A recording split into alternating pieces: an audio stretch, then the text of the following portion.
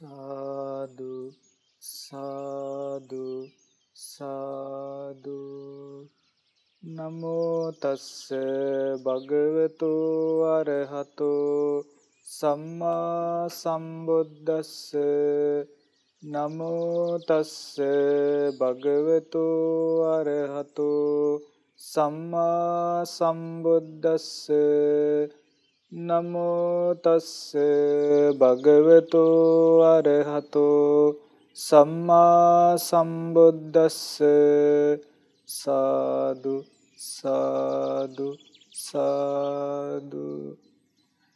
ගරුතර මහා සංඝරත්නයන් අවසරයි, සදහැවත් පින්වත්නි, අපි දැන් මේ සූදානම් වෙන්නේ භාග්‍යවත් බුදුරජාණන් වහන්සේගේ උතුම් ශ්‍රී සද්ධර්මය ඉගෙන ගන්නයි, ශ්‍රවණය කරන්නයි. පින්වත්නි, අපේ ජීවිත රාත්‍රිය ගෙවිලා දහවල උදා වෙද්දී එක රාත්‍රියකින් අපේ ආයුෂ අවසන් වෙලා ගිහිල්ලා. දහවල ගෙවිලා රාත්‍රිය උදා වෙද්දී තවත් එක දහවල් කාලෙකින් ආයුෂ ගෙවිලා අවසන් වෙලා ගිහිල්ලා. ඊටාම වේගයෙන්, ඊටාම ඉක්මනින් අපිට ජීවත් වෙන්න තියෙන කාලේ අවසන් වීගෙන යනවා.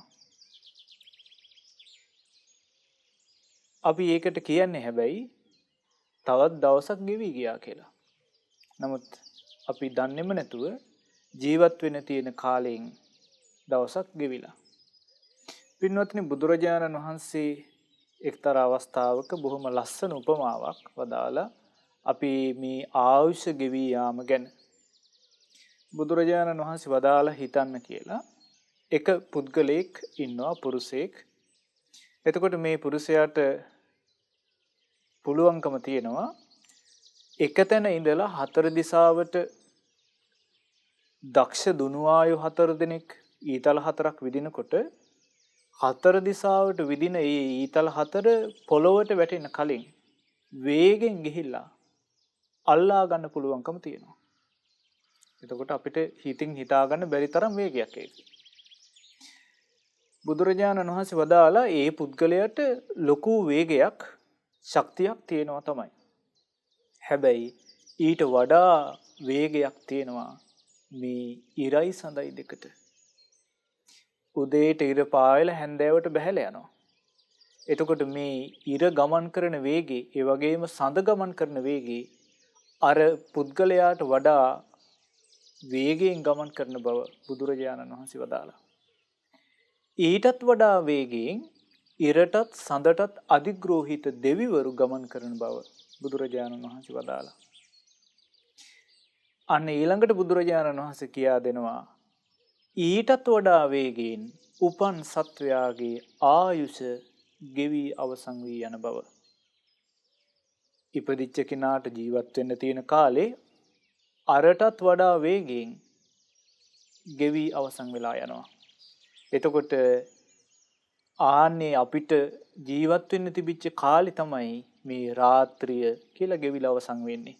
දහවල කියලා ගෙවිලා අවසන් වෙන්නේ. එතකොට පින්වත්නි, මේ බඳු වේගයකින් අපිට ජීවත් වෙන්න තියෙන කාලේ අවසන් වෙවි යනවා.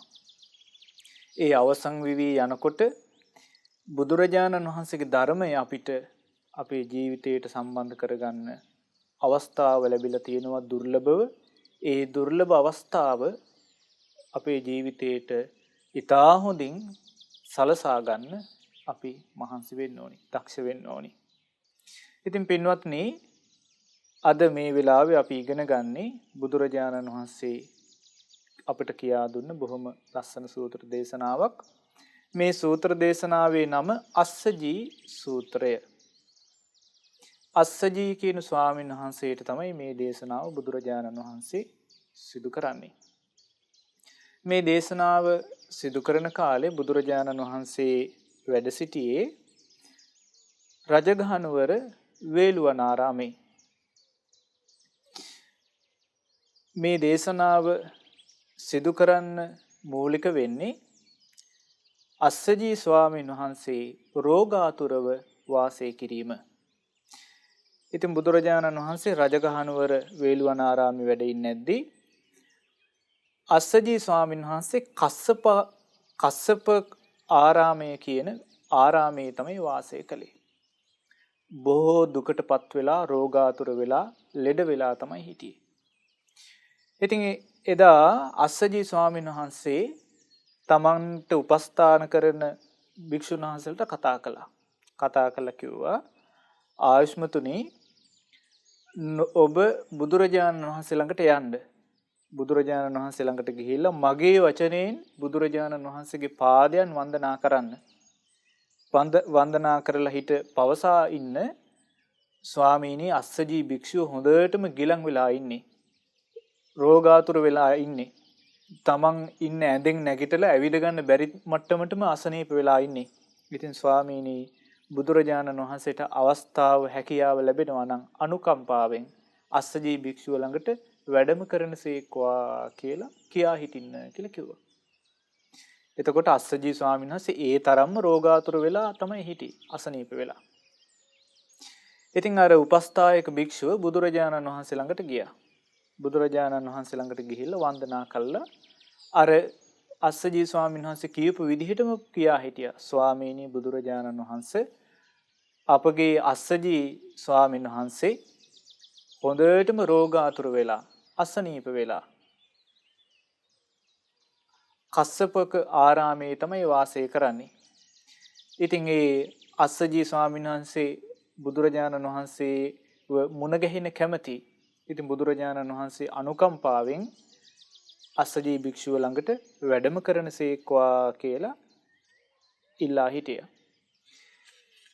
ඉතින් ඒ වෙලාවේ බුදුරජාණන් වහන්සේ අනුකම්පාවෙන් ඒ ආරාධනාව ඉවසා සිටියා. එතකොට බලන්න පින්වත්නි බුදුරජාණන් වහන්සේ ජීවමානව වැඩ ඉන්නේ නැද්දී අස්සජී ස්වාමීන් වහන්සේ මේ විදිහට රෝගාතුර වෙලා හිටියේ. දැන් අපිට ඒ වගේ තවත් විවිධ අවස්ථාවල් වල බුද්ධ දේශනාවල මුණ ගැහෙනවා භික්ෂුන් වහන්සේලා රෝගාතුර වෙලා හිටපු විස්තර. දැන් බුදුරජාණන් වහන්සේ ඒ රෝගාතුර වෙලා වාසය කරන ගිලනුන්ට උපස්ථාන කරන එක බුදුරජාණන් වහන්සේ වදාළේ බුද්ධෝපස්ථානයක් කියලා. බුදුරජාණන් වහන්සේට උපස්ථාන කරන එක හා සමාන කොට බුදුරජාණන් වහන්සේ දැක්ුවේ. එතකොට මේ උපන් සත්වයා රෝගාතුර වෙනවා කියන එක අරුම පුදුම දෙයක් නෙවෙයි. එතකොට බුදුරජාණන් වහන්සේ දේශනා කළා ඇස උපදීද ඒ තමයි රෝගයන්ගේ ඉපදීම කියලා. කන උපදීද රෝගයන්ගේ උපදීම තමයි එතන තියෙන්නේ කියලා. නාසය උපදීද ඒ රෝගයන්ගේ උපතයි කියලා බුදුරජාණන් වහන්සේ වදාළේ. දිව උපදීද ඒ රෝගයන්ගේ උපතයි කියලා වදාළේ. කය උපදීද මනස උපදීද බුදුරජාණන් වහන්සේ වදාලා ඒ තමයි රෝගයන්ගේ ඉපදීම කියලා.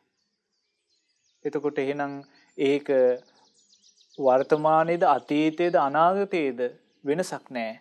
ඇස උපදිනවාද යම් තැනක රෝගයන්ගේ ඉපදීම එතන ඇත. කන උපදීද රෝගයන්ගේ ඉපදීම එතන ඇත. නාසය දිව කය මනස මේ ආයතනයන් උපදීද රෝගයන්ගේ ඉපදීම එතන ඇත. පින්වත්නි බුදුරජාණන් වහන්සේ දේශනා කරනවා කවුරු හරි කෙනෙක් කල්පනා කළොත් තමන්ගේ ජීවිතය ගැන හිතලා මට නම් ලෙඩ රෝග නැහැ. මට නම් ඉහිම් බහින අසනීපයක් නැහැ.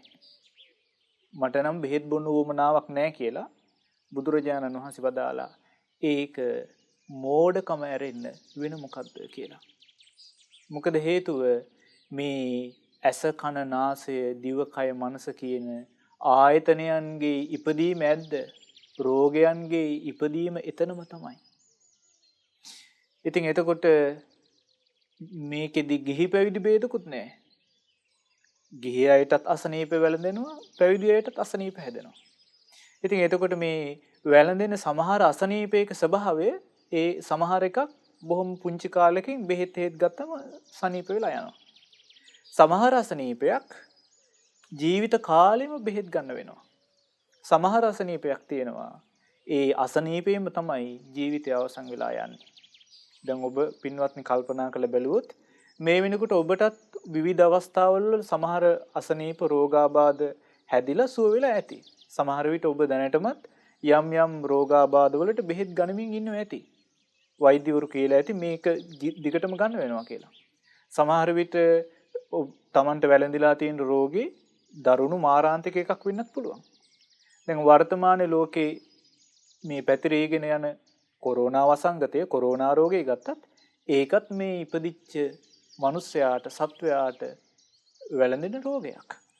එතකොට ඒ රෝගයෙන් සමහර කෙනෙක් සුවපත් වෙනවා සමහර කෙනෙක් අර ජීවත් වෙන්න තියෙන ආයුෂ අවසන් කළා මරණයටපත් වෙනවා. ඉතින් එතකොට පින්වත්නි මේ රෝගාබාධ වැළඳෙන එක ඒක හැම කාලෙම ගිහි පැවිදි ભેදයකින් තොරව ඉපදිච්ච සත්වයාට උරුම වෙන දෙයක්. ඉතින් එතකොට මේ අස්සජී ස්වාමීන් වහන්සේත් බොහෝ දුකට පත් වෙලා හිටියා රෝගාබාධ වැළඳීමෙන් ගිලන් වෙලා හිටියේ. ඉතින් බුදුරජාණන් වහන්සේ අර ආරාධනාව පිළි අරගෙන එදා සවස් කාලේ භාවනාවෙන් නැගිටලා අස්සජී ස්වාමීන් වහන්සේ ළඟට වැඩම කළා. අස්සජී ස්වාමීන් වහන්සේ ළඟට වැඩම කරනකොට ඈත තියාම අස්සජී ස්වාමීන් වහන්සේ දැක්කා බුදුරජාණන් වහන්සේ ඈතින් වඩිනවා. දැකලා හිට අස්සජී ස්වාමීන් වහන්සේ බුදුරජාණන් වහන්සේ දැකලා ඇඳෙන් නැගිටින්න හැදුවා. අස්සජී ස්වාමීන් වහන්සේට ඇඳෙන් නැගිටින්න තරම් ඇඟට හයියක් නැහැ. නමුත් උත්සාහ ගත්තා. බුදුරජාණන් වහන්සේ දැක්කා ඒක. ඒ මහා කරුණික බුදුරජාණන් වහන්සේ ප්‍රකාශ කළා අස්සජී ඔබ ඔහොමම ඇඳේ හාන්සි වෙලා ඉන්න. මට මේ වාඩි වෙන්න ආසන පනවලා තියෙනවනේ. මම ඒ තැනකින් වාඩි වෙන්නම්. ඉතින් බුදුරජාණන් වහන්සේ පනවපු ආසනයක වැඩ හිටියා. වැඩ හිඳලා දැන් මේ ගිලන් වෙලා ඉන්න අස්සජී ස්වාමීන් වහන්සේ ළඟට වේළුවනාරාමේ ඉඳන් බුදුරජාණන් වහන්සේ පාගමනින් වැඩම කළේ. ඒ මහා කරුණිකයන් වහන්සේ අස්සජී ස්වාමීන් වහන්සේගෙන් අසා සිටියා අස්සජී කච්චිතේ අස්සජි කමනීයං කච්චියාපනීයං අස්සජී කොහොමද ඔබට ඉවසන්න පුළුවන්ද? ඔබට යැපෙන්න පුළුවන්ද? කච්චිතේ දුක්ඛා වේදනා පටික්කමන්ති නෝ අභික්කමන්ති. ඔබට තියෙන දුක් වේදනාවල් වල අඩුවීමක් නේද තියෙන්නේ? වැඩිවීමක් දකින්න නෑ නේද? කියලා මේ විදිහට සුව දුක් අසා සිටියා. ඉතින් ඒ වෙලාවේ අස්සජී ස්වාමීන් වහන්සේ ප්‍රකාශ කරනවා ස්වාමීනි මට ඉවසන්න අමාරුයි. මට යැපෙන්න අමාරුයි. මේ දුක් වේදනාවල් එන්නම වැඩි වෙනවා මිසක් අඩුවීමක් නම් දකින්න නැහැ. මේ රෝගාබාධයේ උස්සන්න වීමක්මයි දකින්න තියෙන්නේ කියලා අස්සජී ස්වාමීන් වහන්සේ ප්‍රකාශ කළා. ඉතින් එතකොට බුදුරජාණන් වහන්සේ මේ රෝගාබාධය ගැන සුව දුක් විමසලා ඊළඟට බුදුරජාණන් වහන්සේ ඔන්න බලන්න අහපු කාරණය කච්චිතේ අස්සජී න කිංචි කුක්කුච්චං න කෝචි විප්පටිසාරෝති. අස්සජී නුඹට මොකක් හරි හිතේ පසුතැවිල්ලක් විපිලිසර බවක් එහෙම තියෙනවාද? මොකද්ද බුදුරජාණන් වහන්සේ ඇහුවේ? අස්සජී නුඹට ඔබේ හිතේ මොකක් හරි පසුතැවිල්ලක් විසිරීමක් එහෙම තියෙනවාද කියලා. ඒ වෙලාවේ අස්සජී ස්වාමීන් වහන්සේ උත්තර දුන්නා ස්වාමීනි මගේ හිතේ පුංචි පසුතැවිල්ලක් පුංචි සැකයක් නෙමෙයි තියෙන්නේ. මගේ හිතේ ලොකු පසුතැවිල්ලක් තියෙනවා කියලා අස්සජී ස්වාමීන් වහන්සේ ප්‍රකාශ කළා. ඉතින් ඒ වෙලාවේ බුදුරජාණන් වහන්සේ ආපහු අසා සිටියා අස්සජී මොකක්ද නුඹට තියෙන පසුතැවිල්ල? සීලය විසින් ඔබට චෝදනා කරනව නෙවෙයි නේද කියලා ඇහුවා. තමන්ගේ සීලය තමන්ට චෝදනා කරන්නේ නෑ නේද කියලා ඇහුවා. ඒ වෙලාවේ අස්සජී ස්වාමීන් වහන්සේ උත්තර දුන්නා ස්වාමීනි මගේ සීලය විසින් මට චෝදනා කරන්නේ නෑ. මගේ හිත සීලය මුල් කරගෙන මට චෝදනා කරන්නේ නෑ. හැබැයි ස්වාමීනි මගේ හිතේ ලොකු පසුතැවිල්ලක් නම් තියෙනවා. ඉතින් බුදුරජාණන් වහන්සේ ආපහු අසා සිටියා අස්සජී මොකද්ද එහෙනම් සීලයේ විසිනුත් ඔබට ඔබේ හිත චෝදනා කරන්නේ නැත්තම් මොකද්ද තියෙන පසුතැවිල්ල? මොකද්ද තියෙන විපිලිසර භාවය කියලා. ඒ වෙලාවේ මේ අස්සජී ස්වාමීන් වහන්සේ ඔන්න ප්‍රකාශ කරනවා ස්වාමීනි මේ ගිලන් වෙන්න කලින් මේ අසනීප වෙන්න කලින් පස්සම්බෙත්වා කාය සංකාරේ විහෙරාමි. ස්වාමීනි මම කාය සංස්කාර සංසිඳවාගෙන තමයි වාසය කළේ. සෝහං තං සමාධින් නප්පටි ලබාමි. ආන්ගේ සමාධිය දැන් මම ලබන්නේ නැහැ. ඒ සමාධිය දැන් මට ලබා ගන්න බැරි නිසා මට හිතෙනවා නෝච කවාහම් පරිහායාමීති. මම දැන් පිරිහිලා යනවා නේද කියලා. අස්සජී ස්වාමීන් වහන්සේ එතකොට මොකද ප්‍රකාශ කළේ? අස්සජී ස්වාමීන් වහන්සේ ප්‍රකාශ කළා ස්වාමීනි මම අසනීප වෙන්න කලින් කාය සංස්කාර සංසිඳවාගෙනයි වාසය කළේ. මොකද්ද මේ කාය සංස්කාර සංසිඳවාගෙන වාසය කළා කියන්නේ? දැන් අපි ඉගෙනගෙන තියෙනවා ධර්මයේ තුලින් කාය සංස්කාර, වචී සංස්කාර, චිත්ත සංස්කාර කියලා. එතකොට බුදුරජාණන් වහන්සේ අපිට කියා දුන්නා සමාධිය දියුණු කරද්දී දැන් සම්මා සමාධියට තමයි අයිති වෙන්නේ පළවෙනි ධානය, දෙවෙනි ධානය, තුන්වෙනි ධානය, හතරවෙනි ධානය. බුදුරජාණන් වහන්සේ වදාලා පළවෙනි ධානය දියුණු කරන කෙනා විතර්ක ਵਿਚාර සහිතව තමයි වාසය කරන්නේ. එතකොට විතක්ක ਵਿਚාර බුදුරජාණන් වහන්සේ හැඳින්වුවේ පළවෙනි ධානයේ තියෙන ලක්ෂණයක් කියලා. ඒ වගේම විතර්ක ਵਿਚාර තමයි වචී සංස්කාර කියලා බුදුරජාණන් වහන්සේ හැඳින්වුවේ. මේ වචන කතා බස් කරන්න කලින් අපි හිතන එක, ආය විචාර කරන එක. එතකොට පළවෙනි ධානයේ තුල තියෙන එක ලක්ෂණයක් තමයි විතර්ක ਵਿਚාර තියෙන බව. ඊළඟට බුදුරජාණන් වහන්සේ දෙවෙනි ධානය ගැන වදාළේ විතක්ක ਵਿਚාරාණං ූපසමා. විතර්ක ਵਿਚාර සංසිඳවා තමා තුළම සමාධි එකඟ බව සිහිය තියෙන දෙවෙනි ධානය උපදවා ගන්න. එතකොට එහෙනම් දෙවෙනි ධානයට එනකොට අර විතර්ක ਵਿਚාර වචී සංස්කාර සංසිඳී යනවා.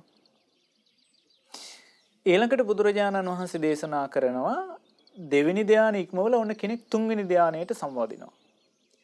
තුන්වෙනි ධානය ඉක්මවලා හතරවෙනි ධානයට සමවදිනකොට ආනේ කෙනා තුළ බුදුරජාණන් වහන්සේ වදාලා කාය සංස්කාර සංසිඳී යනවා. කාය සංස්කාර කියලා කියන්නේ ආස්වාස ප්‍රාස්වාස. එතකොට හතරවෙනි ධානයට සමවදින කෙනා තුළ බුදුරජාණන් වහන්සේ වදාලා ආස්වාස ප්‍රාස්වාස දෙක සංසිඳී යනවා. කාය සංස්කාර. ඊළඟට නිරෝධ ඵල සමාපත්තියට සමවදින කෙනා තුළ චිත්ත සංස්කාර සංසිඳී යන බව බුදුරජාණන් වහන්සේ වදාළේ. එතකොට නිරෝධ ඵල සමාපත්තියට සමවදින රහතන් වහන්සේ තුළ චිත්ත සංස්කාර සංඥා සහ වේදනා දෙක සංසිඳී යනවා. එතකොට දැන් අස්සජී ස්වාමීන් වහන්සේ ප්‍රකාශ කළේ මොකද්ද? ස්වාමීනි අසනීප වෙන්න කලින් මම කාය සංස්කාර සංසිඳවාගෙන වාසය කළේ. ඒ කියන්නේ මොකද්ද? හතරවෙනි ධානය උපදවාගෙන වාසය කළේ කියලා. දැන් අස්සජී ස්වාමීන් වහන්සේට මොකද වුනේ? අසනීප වුණාට පස්සේ කලින් වගේ භාවනා කරගන්න බැරි වුණා. සිහිය පිහිටවා ගන්න එකට අමාරු වුණා. අසනීපේ වේදනාවෙන්ම වාසය කළා. ඉතින් අස්සජී ස්වාමීන් වහන්සේට ඇතිවෙච්ච පසුතැවිල්ල මොකද්ද? මට දැන් අර කලින් තිබිච්ච සමාධිය උපදවා ගන්න බෑනේ. මම දැන් මේ පිරිහිලා යනවා නේද කියලා තමයි පසුතැවිල්ල තියෙන්නේ. ඉතින් ඒ වෙලාවේ බුදුරජාණන් වහන්සේ ප්‍රකාශ කළා යේතේ අස්සජී සමන බ්‍රාහ්මනා සමාධිසාරකා. යම් ශ්‍රමණක් බ්‍රාහ්මණයන් ඉන්නවා සමාධිය හරය කරගෙන. එතකොට සමාධිය හරය කරගෙන සමාධියම ප්‍රධාන දේ කරගෙන ඉන්න ශ්‍රමණ බ්‍රාහ්මණයන්ට නම් තමන්ගේ මේ සමාධිය පිරිහි යනකොට නැති වී යනකොට ඔහොම හිතෙන්න පුළුවන්. මම මේ පිරිහිලා යනවා නේද කියලා. එතකොට ඒ කියන්නේ මොකද්ද? බුද්ධ ශාසනයේ හරය සමාධිය දියුණු කිරීම නෙමෙයි. බුද්ධ ශාසනයේ හරය සමාධිය දියුණු කරන එක නෙමෙයි. බුද්ධ ශාසනයේ හරය මොකද්ද එහෙනම්? ප්‍රඥාව උපදවා ගන්නා එකයි. ඒ කියන්නේ දුක්ඛාර සත්‍ය අවබෝධ කරන එක, දුක්ඛ සමුදයාර සත්‍ය අවබෝධ කරන එක, දුක්ඛ නිරෝධාර සත්‍ය අවබෝධ කරන එක, දුක්ඛ නිරෝධගාමිනී පටිපදාාර සත්‍ය අවබෝධ කරන එක. එතකොට මේ ප්‍රඥාව උපදවා ගන්නා චතුරාර්ය සත්‍ය අවබෝධ කරගන්නා මාර්ගයට උපකාර කරන දෙයක් තමයි සමාධිය. ඒ වගේම සීලය. එතකොට බුද්ධ ශාසනයේ හරය සීලය ඉක්මවා ගියප එකක්. බුද්ධ ශාසනයේ හරය සමාධියත් ඉක්මවා ගියප එකක්. බුද්ධ ශාසනයේ හරය ප්‍රඥාවයි. චතුරාර්ය සත්‍ය අවබෝධ කොට දුකෙන් නිදහස් වීම තමයි බුද්ධ ශාසනයේ හරය. එතකොට බුදුරජාණන් වහන්සේ වදාලා සමාධියම හරය කරගත්තු ශ්‍රමණ බ්‍රාහ්මණයන් ඉන්නවා. ආන් ඒ අයට නම් ওই විදිහට හිතෙන්න පුළුවන්. නමුත් බුද්ධ ශාසනයේ හරය සමාධිය නෙවෙයි කියලා බුදුරජාණන් වහන්සේ දේශනා කළා.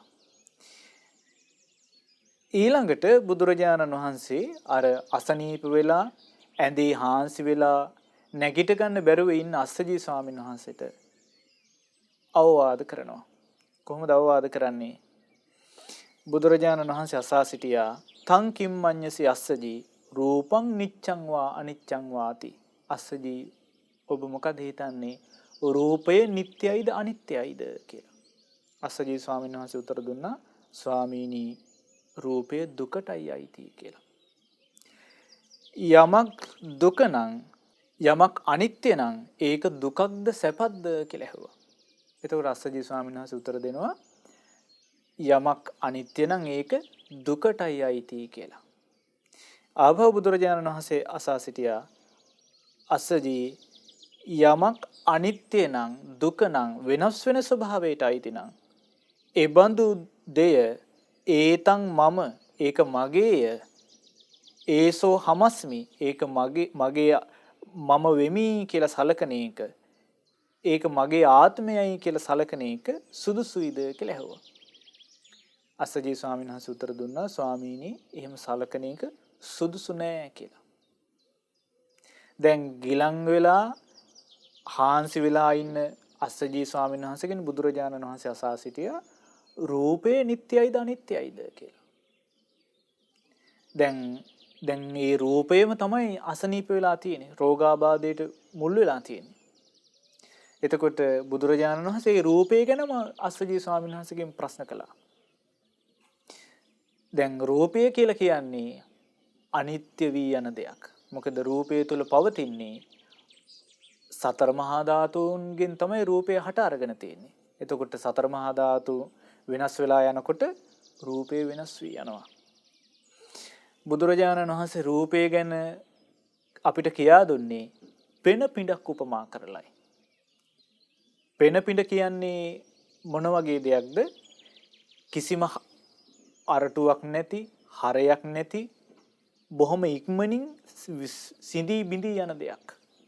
බුදුරජාණන් වහන්සේ වදාළේ මේ රූපය කියලා කියන්නේත් බොහොම ඉක්මනින් සිඳී බිඳී යන වෙනසී යන දෙයක් කියලා. එතකොට එහෙනම් මේ රූපේ අනිත්‍ය වෙලා යන දෙයක්. දැන් පින්වත්නි අපි අතීතය ගැන කතා කරනවා. අතීතයේ අපිට ඉතිහාසයේ ලියවිලා තියෙනවා මෙබඳු රජවරු සිටියා, මෙබඳු සිටුවරු සිටියා, මෙබඳු අධිරාජ්‍යයන් ආක්‍රමණිකයන් සිටියා කියලා. හැබැයි හැම එකක්ම අපිට කතා කරන්න වෙන්නේ අතීතයේ මෙහෙම කෙනෙක් හිටියා කියලා. ඒ හැම කෙනාගේම රූපය අනිත්‍ය වෙලා ගිහිල්ලා දැන් අර පෙන පිඬ වගේ සිඳී බිඳී ගිහිල්ලා. දැන් ඔන්න මේ කාලේ අපිට මේ කොරෝනා වසංගතයත් එක්ක නිතරම අහන්න හම්බෙනවා. අහවල් රටේ නැත්තම් අහවල් ප්‍රදේශයේ අහවල් තැන මෙච්චරක් ප්‍රමාණයක් මේ වසංගතයත් එක්ක මිය පරලොව ගිහිල්ලා කියලා. දැන් මේ දවස්වල අපිට අහන්න හම්බෙන්නේ දවසට ලෝකේ මිනිස්සු 10000ක් 12000ක් විතර මරණයටපත් වුණා කියලා. ඒ කියන්නේ මොකද්ද? ඒ අයගේ තිබිච්ච රූප වලට මොකද්ද වෙන්නේ? අර පෙන පිඬ සිඳී බිඳී යනවා වගේ විනාශ වෙලා යනවා, අනිත්‍ය වෙලා යනවා. එතකොට මේ උපන් හැම සත්වයාගේම හැම මිනිස්යාගේම රූපයේ ස්වභාවය ඕකයි. යම් දවසක මේ රූපයේ අර පෙන පිඬ සිඳී බිඳී යනවා වගේ මේ රූපය අනිත්‍ය වෙලා යනවා. වෙනස් වෙලා යනවා. එතකොට එහෙනම් මේ අනිත්‍ය වූ රූපය අයිති වෙන්නේ සැපේට නෙමෙයි දුකටයි. එතකොට මේ රූපය අනිත්‍ය නම් දුක නම් Tamanට උවමනා විදිහට පවත්වා ගන්න බැරි නම් බුදුරජාණන් වහන්සේ වදාළේ ඒක ඒ බඳු රූපය මම කියලා මගේ කියලා මගේ ආත්මය කියලා සලකන එක සුදුසු නැති වගයි. ඊළඟට බුදුරජාණන් වහන්සේ ආපහු අස්සජී ස්වාමීන් වහන්සේගෙන් අසා සිටියා. අස්සජී ඔබ මොකද්ද හිතන්නේ වේදනාව ගැන? වේදනාව නිට්ටයයිද අනිත්‍යයිද? අස්සජී ස්වාමීන් වහන්සේ උත්තර දුන්නා ස්වාමීනි වේදනාව අනිත්‍ය එකක්. අනිත්‍ය නම් ඒක අයිති දුකටද සැපයටද? ස්වාමීනි ඒක අයිති දුකටයි. බුදුරජාණන් වහන්සේ ආපහු අසා සිටියා අනිත්‍ය නම් දුක නම් වෙනස් වෙලා යනවා නම් ඒ බඳු විඳීම මම කියලා මගේ කියලා සලකන එක සුදුසුයිද? ස්වාමීනි එහෙම සුදුසු නෑ කියලා උත්තර දුන්නා. දැන් පින්වත්නි අපේ ජීවිතේ හැම වෙලාවෙම විඳීම හට ගන්න ගමන් තියෙනවා. සැප විඳීම හට ගන්නවා, දුක් විඳීම හට ගන්නවා, උපේක්ෂා විඳීම හට ගන්නවා. එතකොට අපි යම් යම් දේවල් දැකලා අහලා රස ලබලා අපි කියනවා මේක හොඳයි මං කැමතියි කියලා. ඒ කියන්නේ සැප විඳීමක් හට අරගෙන. සමහර එකක් අපි දැකලා අහලා කියනවා මම මේකට කැමති නෑ. දුක් විඳීමක් හට අරගෙන. එතකොට මේ විඳීමේ ස්වභාවය තමයි අනිත්‍ය වෙලා යන එක.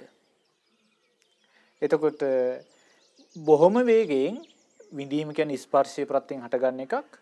ස්පර්ශය නැති වෙනකොට අනිත්‍ය වෙලා යනවා. එතකොට විඳීම අනිත්‍ය නම් ඒක අයිති දුකටයි. එහෙනම් ඒ විඳීම තමන්ගේ වසඟේ පවත්වන්න පුළුවන් කමක් නැහැ. අනාත්මයි. එතකොට පින්වත්නි බුදුරජාණන් වහන්සේ අස්සජී ස්වාමීන් වහන්සේගෙන් අසා සිටියා මේ විඳීම අනිත්‍ය නම් දුක නම් වෙනස් වෙලා යනවා නම් මම මගේ ආත්මය කියලා සලකන එක සුදුසු නෑ. දැන් බලන්න පින්වත්නි හොඳටම අසනීප වෙලා රෝගාතුර වෙලා ඇඳෙන් නැගිට ගන්න බැරිව ඇඳේ හාන්සි වෙලා ඉන්න අස්සජී ස්වාමීන් වහන්සේට බුදුරජාණන් වහන්සේ කරන අවවාදය. එතකොට ඒ ජීවිතයේ යථාර්ථය දකින්නේ කොහොමද කියන කාරණේ තමයි දකින විදිහ ගැන තමයි බුදුරජාණන් වහන්සේ අවවාද කළේ. ඊළඟට බුදුරජාණන් වහන්සේ ආපහු ප්‍රශ්න කළා අස්සජී ඔබ මොකද්ද හිතන්නේ මේ සංඥාව ගැන? හඳුනා ගැනීම ගැන. සංඥාව නිට්ටයයිද අනිත්‍යයිද? ස්වාමීනි අනිත්‍යයි. අනිත්‍ය නම් දුකටද අයිති සැපයටද? ස්වාමීනි දුකටයි අයිති. අනිත්‍ය නම් දුක නම් තමන්ගේ වසඟේ පවත්වන්න පුළුවන් තමන්ගේ වසඟේ පවත්වන්න බැරි නම් මම කියලා මගේ කියලා මගේ ආත්මය කියලා සලකන එක සුදුසුයිද? ස්වාමීනි එහෙම සලකන එක සුදුසු නෑ කියලා උත්තර දුන්නා. දැන් අපේ ජීවිතයේ සංඥාවල් හඳුනා ගැනීම හට ගන්නවා. එතකොට ඒ හඳුනා ගැනීමත් එක්ක තමයි අපිට වෙන් කරලා මේ හැම දෙයක්ම තේරුම් ගන්න පුළුවන්. දැන් අපිට යමක් ඇහෙනකොට දැන් මේ දහම් කරුණු පවා ඔබට ඇහෙද්දී පින්වත්නි ඔබ සංඥාවෙන් තමයි වෙන් කරලා ගන්නෙ.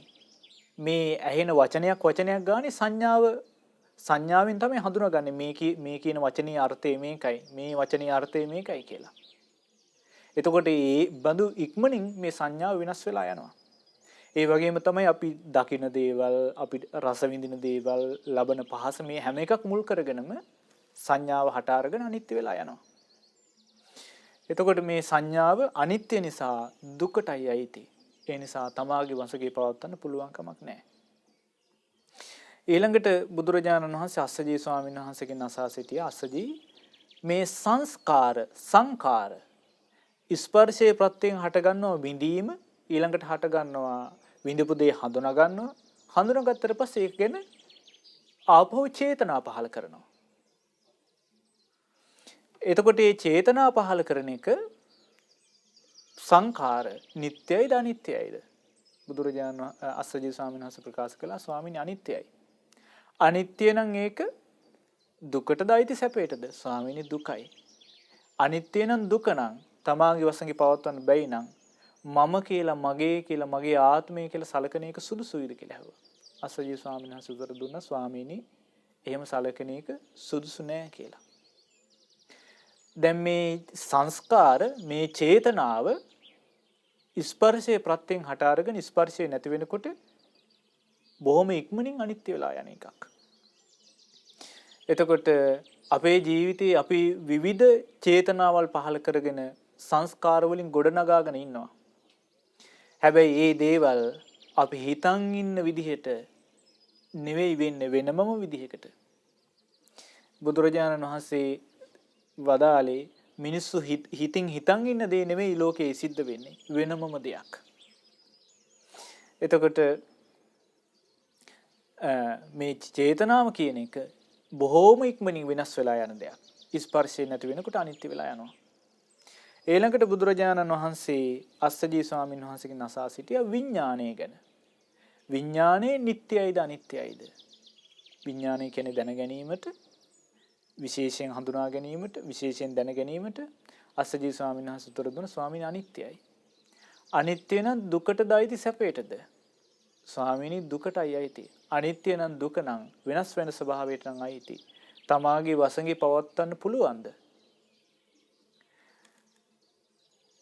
අස්සජී ස්වාමීන් වහන්සේ උත්තර දුන්නා ස්වාමීනි මේ විඥානයේ අනිත්‍යයටයි අයිති, දුකටයි අයිති. තමාගේ වසඟේ පවත්වන්න බෑ. ඒ නිසා මම කියලා, මගේ කියලා, මගේ ආත්මය කියලා සලකන එක සුදුසු නෑ කියලා උත්තර දුන්නා.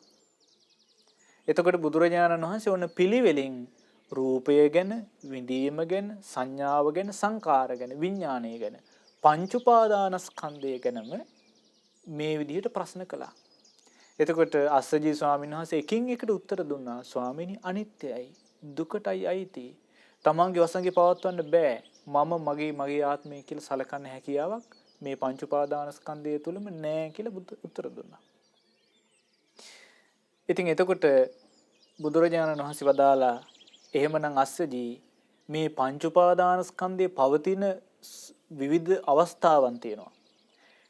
යම් කිසි රූපයක් ඇද්ද අතීතේ නිරුද්ධ වී ගිය, අනාගතේ හටගත්තේ නැති, වර්තමානයේ හට අරගෙන තියෙන තමාගේ කියලා සලකන රූපයක් වෙන්න පුළුවන්. බාහිර කියලා සලකන රූපයක් වෙන්න පුළුවන්. ඕලාරිකව පවතින රූපයක් වෙන්න පුළුවන්. සියුම්ව පවතින රූපයක් වෙන්න පුළුවන්.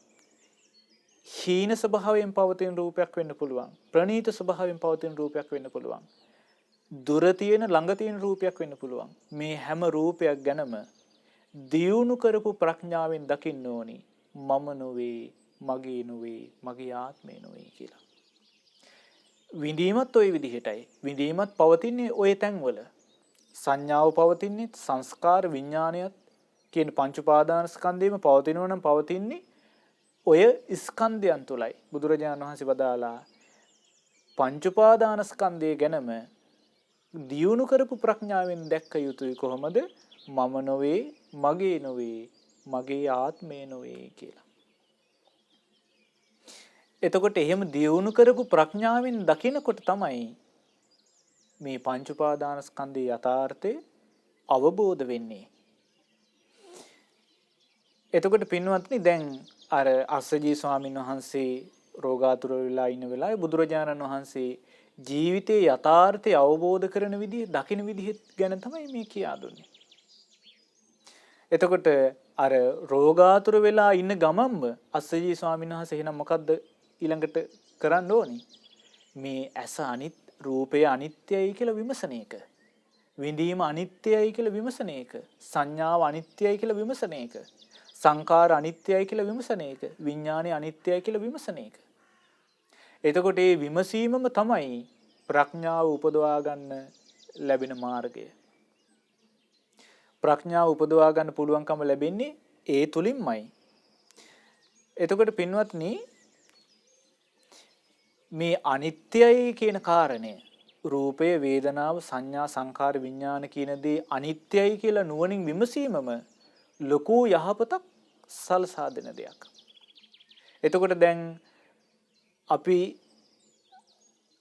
ආය අපිට ඇහෙනවා නම් මේ බුදුරජාණන් වහන්සේගේ ධර්මය, මේ රූපය, වේදනා, සංඥා, සංකාර, විඥාන මේ ජීවිතයේ අනිත්‍ය ස්වභාවයට අයිති කියලා. ඒකෙන්ම තමයි අපේ ප්‍රඥාව දියුණු වෙන්නේ. ආය ඇහෙන්න ඕනි. අපි ආයෙමත් නුවණින් විමසන්න ඕනේ මේ රූපය අනිත්‍යයි, වේදනාව අනිත්‍යයි කියලා. භාවනාවල් විදිහට වඩන්න ඕනේ. මොකද හේතුව මේ සසරේ යන සත්වයාගේ තියෙන්නේ නිට්ටයයි කියලා මුල් බැහැගත්තු අදහසක්. සැපේට අයිති කියලා මුල් බැහැපු අදහසක්. ආත්මයි තමාගේ වසඟේ පවත්වන්න පුළුවන් කියලා මුල් බැහැපු අදහසක්. මගේ ආත්මය කියලා මුල් බැහැපු අදහසක් තමයි තියෙන්නේ. ඉතින් එතකොට මේ මුල් බැහැපු නිට්ටයයි සැපයි ආත්මයි කියන අදහස නිකම්ම එකපාරටම ගැලවෙලා යන්නේ. එතකොට ඒකට ආය අනිත්‍යයි කියන එක ඇහෙන්න ඕනේ. ආයෙමත් අනාත්මයි කියන එක ඇහෙන්න ඕනේ. ආයෙමත් දුකට අයිති කියලා ඇහෙන්න ඕනේ. එතකොට තමයි ටිකෙන් ටික ඒ ආත්ම දෘෂ්ටි ගැලවිලා යන්නේ. එතකොට පින්වත්නි නුවණින් විමසන්න ඕනේ. එක වතාවක් දෙවතාවක් නෙමෙයි. ආයෙමත් නුවණින් විමසන්න ඕනේ. භාවනාවල විදිහට වඩන්න ඕනේ. දවසක් දෙකක් නෙමෙයි. මාසෙට පොය දවසට සිල් ගන්න දවසට විතරක් නෙමෙයි. ආයෙමත් අනිත්‍ය භාවනාව වඩන්න ඕනේ. එහෙම වඩනකොට තමයි ටිකෙන් ටික මේ අනිත්‍ය බව වැටහෙන්න ගන්නෙ. දුකට අයිති බව වැටහෙන්න ගන්නෙ. බුදුරජාණන් වහන්සේ වදාළේ එහෙම ටිකෙන් ටික පුරුදු කරනකොට තමයි මේ බොහෝ කලක් සසරේ මුල් බැහැපු අදහස ටිකෙන් ටික ප්‍රහාණය වෙලා ගිහිල්ලා මුළු මනින්ම ඒ උපාදානයේ ගැලවිලා යන්නේ. එතකොට පින්වත්නි බුදුරජාණන් වහන්සේ දේශනා කරනවා ඒ විදිහට පංච උපාදානස්කන්ධය අනිත්‍යයි දුකයි අනාත්මයි කියලා දකිමින් වාසය කරද්දී එවං පස්සං අස්සජී සුතෝ ආර්ය ශාවකෝ අන්නේ ශ්‍රුතවත් ආර්ය ශ්‍රාවකයා රූපස්මින්පි නිබ්බින්දති. රූපය ගැන කලකිරෙනවා. වේදනාව ගැනත් කලකිරෙනවා. සංඥාව ගැනත් කලකිරෙනවා. සංස්කාර ගැනත් කලකිරෙනවා. විඥානය ගැනත් කලකිරෙනවා. කලකිරෙනවා කියලා කියන්නේ එපා වෙලා යන එක නෙවෙයි. ඒ රූපයේ තියෙන යථාර්ථය දැකීම තුළ අවබෝධයෙන් කලකිරෙනවා. වේදනාවේ අනිත්‍ය බව දැකලා අවබෝධයෙන් කලකිරෙනවා. සංඥාවේ සංකාරවල විඥානයේ යථාර්ථය දැකලා අවබෝධයෙන් යුක්තව කලකිරෙනවා. එතකොට බුදුරජාණන් වහන්සේ වදාලා නිබ්බින්දං විරජ්‍යති. අවබෝධයෙන් යුක්තව කලකිරෙනකොට රූපයට ඇලෙන්නේ නැහැ. වේදනාවට ඇලෙන්නෙත් නැහැ. සංඥාවට සංකාර වලට විඥාණයට ඇලෙන්නේ නැහැ. නොඇලෙනකොට විරාගා විමුච්ඡති. නොඇලෙනකොට නිදහස් වෙනවා. නිදහස් වෙන්නේ මොකෙන්ද? රූපයෙන් නිදහස් වෙනවා, වේදනාවෙන් නිදහස් වෙනවා, සංඥාවෙන් නිදහස් වෙනවා, සංස්කාර වලින් නිදහස් වෙනවා, විඥාණයෙන් නිදහස් වෙනවා. මේ මුළු සසර ගමනින්ම නිදහස් වෙනවා. විමුක්තස්මින් විමුක්තമിതി ඥානං හෝති. නිදහස් වුණාට පස්සේ නිදහස් වුණා කියන ඥානය ඇති වෙනවා. අන්න එතකොට ඉපදීම ෂේ වෙලා යනවා. නිවන පිණිස කළ යුතු දේ කරලා අවසන් වෙනවා. බ්‍රහ්මචාරී ජීවිතය ගත කරලා අවසන් වෙනවා. පෙරලා දුකෙන් මිදීම පිණිස කළ යුතු දෙයක් නැත කියන වැටහීම ඇති වෙනවා. එතකොට ඒ අරහත්ත්වයට පත්වෙන රහතන් වහන්සේ මුළුමනින්ම සසර දුකෙන් නිදහස් වෙන උතුමන් වහන්සේ. එතකොට මේ මුළුමනින්ම සසර දුකෙන් නිදහස් වීම කරා යන්න තියෙන මාර්ගය තමයි එහෙනම් මොකද්ද? මේ රූපය අනිත්‍යයි, දුකයි, අනාත්මයි කියලා නුවණින් විමසන එක. මේ පංච උපාදානස්කන්ධය අනිත්‍යයි, දුකයි, අනාත්මයි කියලා නිතර අපි ධර්මයේ තුලින් ශ්‍රවණය කරන එක. ඊට පස්සේ නිතර නුවණින් විමසන එක. නිතර භාවනාවක් විදිහට වඩන එක. එතකොට ඒක තමයි මේ අරහත්ත්වයේ කරා යන්න තියෙන නිවන් මාර්ගය. සසරෙන් නිදහස් වීම කරා යන්න තියෙන නිවන් මාර්ගය. ඉතින් බුදුරජාණන් වහන්සේ දේශනා කරනවා ඊළඟට ඒ අරහත්ත්වයට පත්වෙච්ච රහතන් වහන්සේගේ ස්වභාවය කොහොමද කියලා. සෝ සුඛං චේ වේදනං වේදියති සාච අනිච්ඡාති පජානාති. සැප විඳීමක් විඳිනකොට රහතන් වහන්සේ දැනගන්නවා මේ සැප විඳීමත් අනිත්‍ය එකක්. දුක් විඳීමක් විඳිනකොට ඒකත් දැනගන්නවා මේ දුක් විඳීමත් අනිත්‍ය එකක්. උපේක්ෂා විඳීමක් විඳිනකොට ඒකත් දැනගන්නවා මේ උපේක්ෂා විඳීමත් අනිත්‍ය එකක්. ඒ වගේම මේ විඳීම තුල හිත බැසගෙනත් නැහැ කියලා දැනගන්නවා. අනබිනන්දිතාති පජානාති. මේ සතුටින් පිළි අරගෙනත් නැහැ කියලා දැනගන්නවා. එතකොට සැප විඳීමක්, දුක් විඳීමක්, උපේක්ෂා විඳීමක් හටගත්තත් ඒ රහතන් වහන්සේ තුල හටගන්න ස්වභාවය මොකද? අනිත්‍යයි කියලා තමයි දැනගන්නේ. මේක තුල මගේ හිත බැසගෙන නැහැ කියලා තමයි දැනගන්නේ. සතුටින් පිළි අරගෙනත් නැහැ කියලා තමයි දැනගන්නේ. ඊළඟට සෝ සුකංචේ වේදනං වේදියති විසඤ්ඤුත්තෝ තං වේදියති. සැප විඳීමක් වින්දත් ඒකත් එක්ක එකතු වෙලා නැහැ. විසඤ්ඤුත්තෝ වෙන් වෙලා තමයි වාසය කරන්නේ. වෙන් වෙලා තමයි විඳින්නේ. දුක්ඛංචේ වේදනං වේදියති. දුක් විඳීමක් විඳිනකොටත් විසඤ්ඤුත්තෝ නං වේදියති. වෙන් වෙලා තමයි විඳින්නේ. උපේක්ෂා විඳීමක් විඳිනකොටත් වෙන් වෙලා තමයි විඳින්නේ. මොකද යථාර්ථය අවබෝධ කරලා ඒ ගැන තියෙන ඇල්ම මුළුමනින්ම ප්‍රහාණය කළා තියෙන නිසා. සෝ කාය පරියන්තිකංචේ වේදනං වේදියමානෝ. මේ කය පවතින තාක් විඳින වේදනාවල් තියෙනවා. එතකොට ඒක දැනගන්නවා මේ විඳීම තියෙන්නේ මේ කය තියෙනකන් විතරයි. සමහර විඳීමක් තියෙන්නේ ජීවිතයේ පවතිනකන්. එතකොට ඒකත් දැනගන්නවා මේ විඳීම තියෙන්නේ ජීවිතයේ පවතිනකන් විතරයි කියලා. එතකොට මේ කය බිඳී අවසන් වෙලා යනකොට මේ ජීවිතය අවසන් වෙලා යනකොට මේ සියලු වේදනාවල් අනිත්‍ය වෙලා ගිහිල්ලා නොවැළීම තුලින් සිසිල් වෙලා නිවි යනවා කියලා දැනගන්නවා. ඒ තමයි ඒ උත්තම රහතන් වහන්සේලාගේ ස්වභාවය. බුදුරජාණන් වහන්සේ වදාලා අස්සජී ඒක හරියට තේලංච පටිච්ච වට්ටිංච පටිච්ච තෙලුත් නිසා වැටියත් නිසා තේලප්පදීපෝ ජායය. අපිට පහනේ ආලෝකයේ දකින්න ලැබෙනවා. හැබැයි තස්සේව තේලස්සච වට්ටියාච පරියාදානා. ඒ තෙලුත් වැටිත් අවසන් වෙලා යනකොට උවමනා කරන ආහාර නැති වෙලා යනකොට ඒ පහන් දැල්ල මොකද වෙන්නේ? නිබ්බායය. ඒ පහන් දැල්ල නිවිල යනවා. ආන් ඒ වගේම තමයි මේ කය පවතින තාක් තියෙන වේදනාවල් කය නැති වෙලා යනකොට නැති වෙලා යනවා. ජීවිතය පවතිනකොට පවතින වේදනාවල් ජීවිතේ නැති වෙනකොට නැති වෙලා යනවා කියලා ඒ රහතන් වහන්සේ දැනගන්නවා. එතකොට මේ උත්තම රහතන් වහන්සේලාගේ ස්වභාවය තමයි හරියට තෙලුත් වැටිත් නිසා දැල් වෙන පහන් දැල්ල වගේ. තෙලුයි වැටි අවසන් වෙලා යනකොට ඒ පහන් සිල නිවි යනවාසේ ඒ නිකෙලස් රහතන් වහන්සේලා නිවි යනවා. සසරින් සදහටම මිදී යනවා. රූපයෙන් සදහටම මිදී යනවා. වේදනාවෙන්, සංඥාවෙන්, සංකාර වලින්, විඥාණයෙන් සදහටම මිදී යනවා. රෝග පීඩා වලින් සදහටම මිදී යනවා. දැන් බුදුරජාණන් වහන්සේ මේ අවවාදය අස්සජී ස්වාමීන් වහන්සේට සිදු කළා. එතකොට අස්සජී ස්වාමීන් වහන්සේ හොඳටම රෝගාතුර වෙලා, ගිලන් වෙලා, ඇඳේ වැතිරිලා හිටියේ. බුදුරජාණන් වහන්සේ ඒ වෙලාවෙත් අස්සජී ස්වාමීන් වහන්සේට අවවාද කළේ මේ රූපය අනිත්‍යයි, ඒක ගැන විමසන්න. වේදනාව, සංඥා, සංකාර, විඥාන පංච උපාදානස්කන්ධය අනිත්‍යයි, දුකටයි යයිති. තමාගේ වසඟේ පවත්වන්න බෑ. ඒ නිසා දියුණු කරපු ප්‍රඥාවෙන් දකින්න මම නොවේ, මගේ නොවේ, මගේ ආත්මේ නොවේ කියලා. එතකොට ඒ විදිහට දියුණු කරපු ලද ප්‍රඥාවෙන් දැක්කොත් එහෙම බුදුරජාණන් වහන්සේ අස්සජී ස්වාමීන් වහන්සේට අවවාද කළා. රූපයෙන් මිදෙන්න පුළුවන්, වේදනාවෙන් මිදෙන්න පුළුවන්, සංඥාවෙන් මිදෙන්න පුළුවන්, සංකාර වලින් මිදෙන්න පුළුවන්, විඥාණයෙන් සසරෙන් මිදිලා පහන් සිල නිවි යනවාසේ පිරිනිවි යන්න පුළුවන් කියලා බුදුරජාණන් වහන්සේ අවවාද කළේ. එතකොට පින්වත්නි බලන්න, ඒ හොඳටම ගිලන් වෙලා රෝගාතුර වෙලා ඉන්න කෙනාට පවා මේ පංච උපාදානස්කන්ධයෙන් සසරින් මිදෙන්න තියෙන මාර්ගය තමයි බුදුරජාණන් වහන්සේ දේශනා කළේ.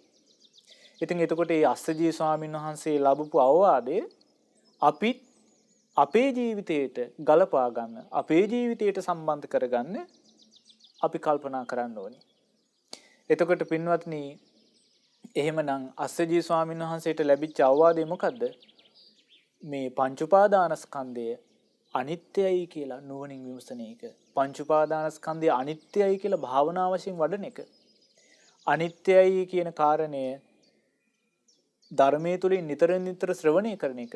අනිත්‍යයි කියන ධර්මය නිතර නිතර කියවන එක. මොකද ඒ තුලින් තමයි මේ අනිත්‍යයි කියන කාරණය අපේ ජීවිතවලට වැටහෙන්න ගන්නෙ. එතකොට පින්වත්නි දැන් අස්සජී ස්වාමීන් වහන්සේ හොඳටම ගිලන් වෙලා රෝගාතුර වෙලා හිටියේ. අපිත් කල්පනා කරලා බැලුවොත් අපේ ජීවිත තුලත් මොනවා හෝ රෝගයකින් අපි පීඩා විඳින්මින් ඉන්නේ. සමහර විට අද එහෙම රෝගයකින් පීඩා විඳින්නේ නැතත් සමහර විට හෙට වෙනකොට අපි දන්නේ නැහැ.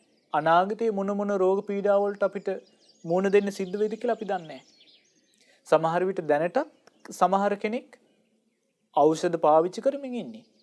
සමහර විට ඒ ඖෂධ වෛද්‍යවරු සමහර වෙලාවට කියලා තියෙන ජීවිත කාලෙම බොන්න වෙයි කියලා. එතකොට ඒ බඳු රෝගාබාධ වලින් අපිත් පෙළෙමින් ඉන්නවා. ඉතින් එතකොට එහෙනම් ඒ ගිලන් වෙලා හිටපු අස්සජී ස්වාමීන් වහන්සේට ලැබිච්ච අවවාදය රෝගාබාධ වැළඳිලා ඉන්න අපිත් නැත්තම් රෝගාබාධ වැළඳෙන ස්වභාවයෙන් ඉන්න අපිත් ඒ විදිහටම අපි ලබා ගන්න ඕනේ. කොහොමද ලබා ගන්න තියෙන්නේ එහෙනම් මේ අනිත්‍ය රූපය වේදනාව සංඥා සංකාර විඥානය ගැන අනිත්‍යයි කියලා බුදුරජාණන් වහන්සේ වදාළ දහම්පරයය අපිත් අනිත්‍යයි කියලා නිතර නිතර ඉගෙන ගන්න ඕනේ. නිතර නිතර ධර්මයේ තුලින් ශ්‍රවණය කරන්න ඕනේ. නිතර නිතර ධර්මයේ තුලින් කියවන්න ඕනේ. නිතර නිතර නුවණින් විමසන්න ඕනේ. නිතර නිතර භාවනාව වශයෙන් වඩන්න ඕනේ. එතකොට තමයි මේ පංච උපාදාන ස්කන්ධයේ යථාර්ථය අපිට ටිකෙන් ටික තේරෙන්න ගන්නේ. ටිකෙන් ටික වැටහෙන්න ගන්නේ. පින්වත්නි මේ අපි අද ඉගෙනගත්තු සූත්‍ර දේශනාව සංයුත්ත නිකායේ 3 වෙනි පොත් වහන්සේ තුල තමයි ඇතුළත් වෙන්නේ. එතකොට මේ 3 වෙනි පොත් වහන්සේ තුල කන්ද සංයුත්තේම එක සංයුත්තයක් තියෙනවා රාද සංයුත්තේ කියලා. ඒ රාද කියන ස්වාමීන් වහන්සේ බුදුරජාණන් වහන්සේ ළඟට සමහර වෙලාවල් වලට ගිහිල්ලා බුදුරජාණන් වහන්සේගෙන් අහනවා ස්වාමීනි මට කෙටියෙන් ධර්මයේ කියා දෙන්න මම කැමතියි හුදකලා වෙලා බණ භාවනා කරගන්න. එතකොට බුදුරජාණන් වහන්සේ ධර්මයේ කියනවා රාද රූපය අනිත්‍යයි. ඒ අනිත්‍ය වූ රූපය අනිත්‍ය විදිහට අවබෝධ කරගන්න. වේදනාව අනිත්‍යයි. අනිත්‍ය විදිහට අවබෝධ කරගන්න. දියුණු කරපු ප්‍රඥාවෙන් දකින්න මම නොවේයි, මගේ නොවේයි, මගේ ආත්මය නොවේයි කියලා. එතකොට වතාවක් දෙවතාවක් නෙවෙයි බොහෝ වාර ගාණක්. ඊට පස්සේ සමහර වෙලාවට රාද ස්වාමීන් වහන්සේ බුදුරජාණන් වහන්සේට උපස්ථානයට යනවා. ඒ කියන්නේ බුදුරජාණන් වහන්සේට වන්දනා කරන්න. වන්දනා කරන්න ගියපු වෙලාවටත් බුදුරජාණන් වහන්සේ අවවාද කරනවා. රාද මේ රූපේ අනිත්‍යයි. මේ රූපේ මම නොවේ මගේ නොවේ කියලා දකින්න. ඉතින් මේ වගේ රාද සංයුත්තේ තියෙනවා සූත්‍ර දේශනාවල් 100කට ආසන්න ප්‍රමාණයක්. ඒ හැම සූත්‍රකම බුදුරජාණන් වහන්සේ කරපු අවවාදය තමයි මොකද්ද රාද ස්වාමීන් වහන්සේට රූපය අනිත්‍යයි, වේදනාව අනිත්‍යයි, සංඥාව අනිත්‍යයි, සංකාර අනිත්‍යයි, විඥානය අනිත්‍යයි. ඒක දියුණු කරපු ප්‍රඥාවෙන් දකින්න මම නොවේ, මගේ නොවේ, මගේ ආත්මේ නොවේ කියලා. එතකොට එහෙනම් බලන්න ඒ කියන්නේ රාද ස්වාමීන් වහන්සේ නිතර නිතර බුදුරජාණන් වහන්සේ මුණ ගැහෙන්න ගියා. බුදුරජාණන් වහන්සේ හැම අවස්ථාවකම අවවාද කළේ මේ අවවාදය. එතකොට මේ නිතර නිතර බුදුරජාණන් වහන්සේගෙන් අවවාද විදිහට ලැබෙනකොට රූපය අනිත්‍යයි, වේදනාව අනිත්‍යයි, සංඥාව අනිත්‍යයි, සංඛාර අනිත්‍යයි, විඥානය අනිත්‍යයි කියලා. ඒ නිතර නිතර ඇහෙනකොට අනිත්‍යයි කියලා ඒ තුලින්ම තමයි විමුක්තිය පිණිස ප්‍රඥාව උපදවා ගැනීම පිණිස මේ හිත මෝරන්නේ. එතකොට එහෙනම් දැන් ඒ රාජ ස්වාමීන් වහන්සේත් බුදුරජාණන් වහන්සේගේ ධර්මය අහලා නුවණින් විමසන්නේ නැති පංච උපාදාන ස්කන්ධය අනිත්‍ය වශයෙන් භාවනා වඩන්නත් ඇති අනිත්‍ය වශයෙන්. එතකොට එහෙම නුවණින් විමසලා අනිත්‍ය වශයෙන් භාවනා වඩලා තමයි අරහත්ත්වයේ සාක්ෂාත් කළේ. එතකොට ඒක දවසකින් දෙකකින් වෙච්ච එකක් නෙමෙයි. දැන් මේ සංයුත්ත නිකායේ සූත්‍ර දේශනා 100කට වගේ ආසන්න ප්‍රමාණයක් තියෙනවා රාද ස්වාමීන් වහන්සේටම දේශනා කරපුවා. එතකොට එහෙනම් පින්වත්නි අපිත් නිතර නිතර මේ පංච උපාදානස්කන්ධය අනිත්‍යයි කියන කරුණ අහන්න ඕනි ධර්මයේ තුලින්. නිතර නිතර කියවන්න ඕනි. නිතර නිතර නුවණින් විමසන්න ඕනි. නිතර නිතර භාවනාවල් විදිහට වඩන්න ඕනි. එතකොට තමයි අපේ ජීවිතේ මේ මුල් බැහැලා තියෙන අදහස නිට්ටයයි, සැපයි, ආත්මයි කියන අදහස ටිකෙන් ටික ප්‍රහාණය වෙලා අපිට ජීවිතේ යථාර්ථය අවබෝධ වෙන්න ගන්නේ. මොකද්ද පංච උපාදානස්කන්ධයේ තියෙන යථාර්ථය? අනිත්‍ය බව, දුකට අයිති බව, අනාත්ම බව. එතකොට මේ පංච උපාදානස්කන්ධයේ යථාර්ථය යම් දවසකද අපි අවබෝධ කරන්නේ. නිදාට තමයි අපිට රූපයෙන් මිදෙන්න පුළුවන් වෙන්නේ. වේදනාවෙන් මිදෙන්න පුළුවන් වෙන්නේ. සංඥාවෙන් මිදෙන්න පුළුවන් වෙන්නේ. සංස්කාර වලින් මිදෙන්න පුළුවන් වෙන්නේ. පංච උපාදානස්කන්ධයෙන් අපි යම් දවසකද මිදෙන්නේ. ඉදාට තමයි අපි සියලු ලෙඩ රෝගයන්ගෙන් රෝගාබාධ වලින් මිදී යන්නේ. ඇයි මොකද හේතුව? රූපේ යම් ඉපදීමක් ඇද්ද? රෝගයන්ගේ ලෙඩ රෝගවල ඉපදීම එතනයි කියලා බුදුරජාණන් වහන්සේ වදාළේ. එතකොට රූපේ යම් ඉපදීමක් නැද්ද? එතන ලෙඩ රෝගවල ඉපදීමකුත් නැහැ. දැන් වර්තමානයේ අපිට මේ අහන්න දකින්න හැබෙන අපිට මූණ දෙන්න වෙලා තියෙන හැම ලෙඩ රෝගයක්ම ඉපදීමත් එක්ක තමයි හටගත්තේ. රූපේ යම් තැනක උපදින්නේ නැත්නම් එතන තමයි ලෙඩ රෝග වලින් නිදහස් වෙච්ච තැන. එහෙනම් අපිට මේ පංච උපාදානස්කන්ධය අවබෝධ කරගෙන පංච උපාදානස්කන්ධයෙන් අපි මිදෙන්නේ යම් දවසකට. එදාට අපිට මේ සියලු ලෙඩ රෝග වලින් නිදහස් වෙන්න පුළුවන්කම ලැබෙනවා. මේ සසර නම් වූ රෝගේනුත් අපිට නිදහස් වෙන්න පුළුවන්කම ලැබෙනවා. ඉතින් ඒකට අපි වහ උත්සාහ ගන්න ඕනි. මේ දුර්ලභව ලැබිච්ච ඇස් දෙක පේන වෙලාවේ, කන් දෙක ඇහෙන වෙලාවේ, මනුස්ස ජීවිතයේ තියෙන වෙලාවේ, නුවණින් විමසා ගන්න අපිට අවස්ථාව ලැබිලා තියෙන වෙලාවේ, ධර්මය ඇහෙන වෙලාවේ අපි කල්පනා කරගන්න ඕනි මේ ධර්මය අපේ ජීවිතය තුළට සම්බන්ධ කරගෙන අපේ ජීවිතය ලෙඩ රෝග වලින් ඉක්මවා ගියපු තැනකට අරගෙන යන්න. අපේ ජීවිතය සසරෙන් මිදෙන තැනට අරගෙන යන්න. අපි කවුරුත් මහන්සි ගන්න ඕනේ. ඉතින් අද අපි ඉගෙන ගත්ත අස්සජී සූත්‍ර දේශනාව. අස්සජී ස්වාමීන් වහන්සේ ගිලන් වෙලා රෝගාතුර වෙලා ඉන්නේදී අස්සජී ස්වාමීන් වහන්සේට ලැබිච්ච අවවාදය අපිත් අපේ ජීවිතවලට සම්බන්ධ කරගමු. තමන්ට බුදුරජාණන් වහන්සේ මේ අවවාදය කරනවා හා සමාන කොටගෙන අපි මේ අවවාදය අපේ ජීවිතයට සම්බන්ධ කරගෙන අපිත් ඒ අවවාදයේ තුල පිහිටා මේ සියලු රෝගාබාධයන්ගෙන් මේ සියලු සසර දුකින් නිදහස් වෙන්න මහන්සි ගමු. ඒ සඳහා අප හැමදෙනාට මේ උතුම් අස්සජී සූත්‍ර දේශනාව උපකාර වෙත්වා. සියලු රෝගාබාධයන්ගෙන් සසර දුකින් මිදෙන්න මේ උතුම් අස්සජී සූත්‍ර දේශනාව අප හැමදෙනාට එකසේ උපකාර වෙත්වා. සාදු සාදු සාදු. පුණ්‍යානුමෝදනාව. අද උතුම් සදහම් දේශනාව සඳහා අනුග්‍රහය දරන්නේ දෙසැම්බර් මාස 26 වන දිනට 74 වන උපන්දිනයේ යෙදුන පින්වත් වසන්ත ලැනරෝල් මහතා විසින්. ප්‍රධාන අරමුණ තමයි දෙසැම්බර් 26 වන දින අද දිනට උපන්දිනයේ යෙදෙන 74 වන උපන්දිනයේ යෙදෙන පින්වත් වසන්ත ලැනරෝල් මහතාට සෙත් ප්‍රාර්ථනා කිරීම. ඉතින් ඒ අරමුණ මුල් කරගෙන අද දවසේ සදහම් දේශනාවේ දායකත්වයේ දරුවා. ඉතින් අද මේ ඊතා මහඟු පුණ්‍ය ධර්මයේ ධර්ම දානමය පින්කම තුලින් රැස් කරගත්තු උදාරතර පුණ්‍ය ධර්මයේ අනුමෝදන් කරමු සියලු දෙවියන්ට. සක් දෙවිඳුන් සතරවරන් දෙව් රජ දරුවන් සදෙව්ලොව වාසී සියලු දෙවියන් මේ පින් අනුමෝදන් වෙත්වා. දිව්‍ය අසීසුරු වඩා වර්ධනය කරගනිත්වා. ශ්‍රද්ධා සීල සෘත ත්‍යාග ප්‍රඥා ආදී සීක බල ධර්මයන්ගෙන් දියුණු වෙත්වා. පින් අනුමෝදන වන දෙවියන්ගේ ධාර්මික රැකවරණය ගෞතම බුදුසසුනට සලසා දෙත්වා. ඒ උපන්දිනයේ සමරන පින්වත් වසන්ත ලැන්ඩෝල් මහතාට සලසා දෙත්වා. ඒ පින් අනුමෝදන් වන සියලු දෙවියෝද සසර දුකින් අත් මිදෙත්වා. සාදු සාදු සාදු. රැස් කරගත් උදාරතර පුණ්‍ය ධර්මයේ කල්යාණ මිත්‍ර පින්වත් ලොකු ස්වාමීන් වහන්සේට අනුමෝදන් වෙත්වා. නිදුක් නිරෝගී සුවපත් භාවයේ චිරජීවනයේ පිණිස හේතු වෙත්වා. උතුම් ධර්ම අවබෝධයටම උපකාර වෙත්වා. සාදු සාදු සාදු. රැස් කරගත් උදාරතර පුණ්‍ය ධර්මයේ විශේෂ කොට අද සදහම් දේශනාවේ දායකත්වයේ දරන 74 වන උපන්දිනයේ යෙදෙන පින්වත් වසන්ත ලැනරෝල් මහතාට අනුමෝදන් වෙත්වා. නිදුක් නිරෝගී සුවපත් භාවයේ චිරජීවනයේ සැලසෙත්වා. පින්දහම් ජීවිතවලට එක් රැස් කර ගනිමින් උදාර ජීවිතයක් ගත කරන්න වාසනාව සැලසෙත්වා.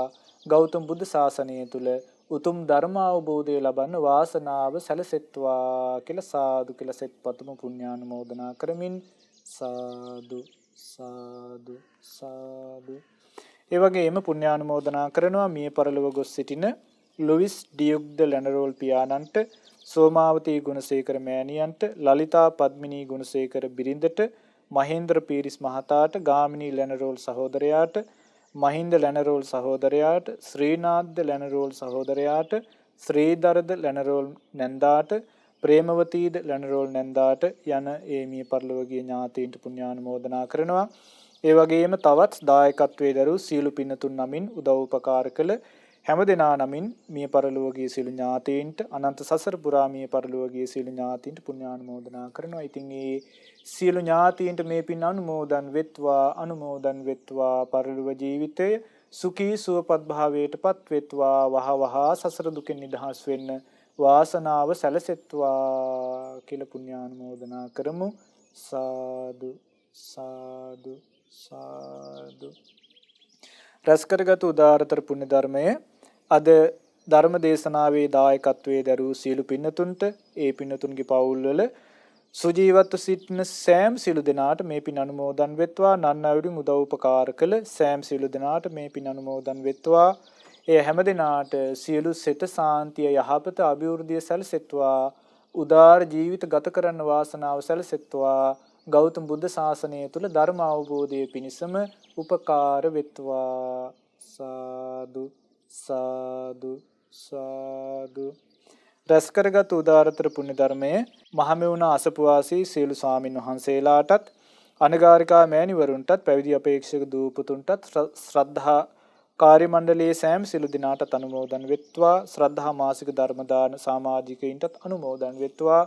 ඒ වගේම ධර්ම ශ්‍රවණය කළ ඔබ සෑම සියලු දිනාටත් මේ පින් එකසේ අනුමෝදන් වෙත්වා.